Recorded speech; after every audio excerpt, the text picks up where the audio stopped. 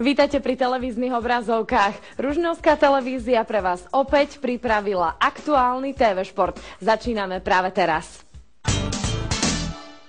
Ružnovský zimný štadión priláka ľudí z celého sveta. Konal sa tu totiž medzinárodný curlingový kemp.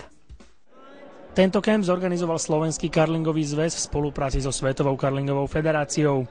Zúčastniť sa ho mohli začiatočníci, pokročili či inštruktori. Do parády si ich zobrali skúsení kanadskí tréneri Darrell L. a Scott Arnold.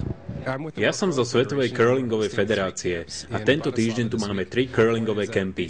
Jeden pre začiatočníkov, jeden pre pokročilých a potom aj pre trénerov. Na tento kemp sa prihlasili záujemcovia z rôznych kútov sveta. Curlingová federácia si od toho sľubuje ďalšie šírenie tohto športu. Pracujeme s týmito hráčmi zo strednej a východnej Európy, aby sme sa s nimi podelili o naše rady a skúsenosti z curlingu svetovej úrovne. Chceme tak posilniť náš šport v tomto regióne. Dáva mi to naozaj veľa. Tí Kanaďania sú neuveriteľne dobrí.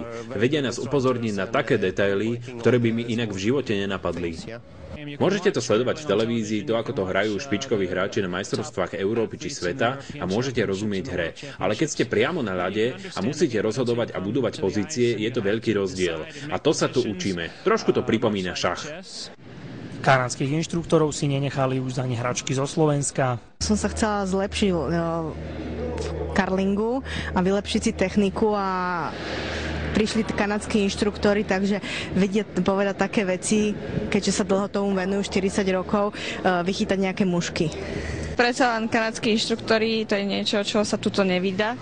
Prídu maximálne tak raz za 5 rokov a to najbližšie aj tak do Prahy. Takže testovať sa mi nemusí, keď to mám doma, tak prečo nie? Nie všetci prišli do kempu, aby sa zdokonalili v curlingu. Som scenárista a chystám sa napísať niečo, čo sa týka curlingu. Aby som to mohol urobiť naozaj dobre, tak ich potrebujem chvíľku sledovať a učiť sa. Skrátka dostať sa do toho. Je to vážne skvelá skúsenosť. Kemp v Bratislave sa vydaril. Jedným z dôvodom bola aj vysoká kvalita ľadu.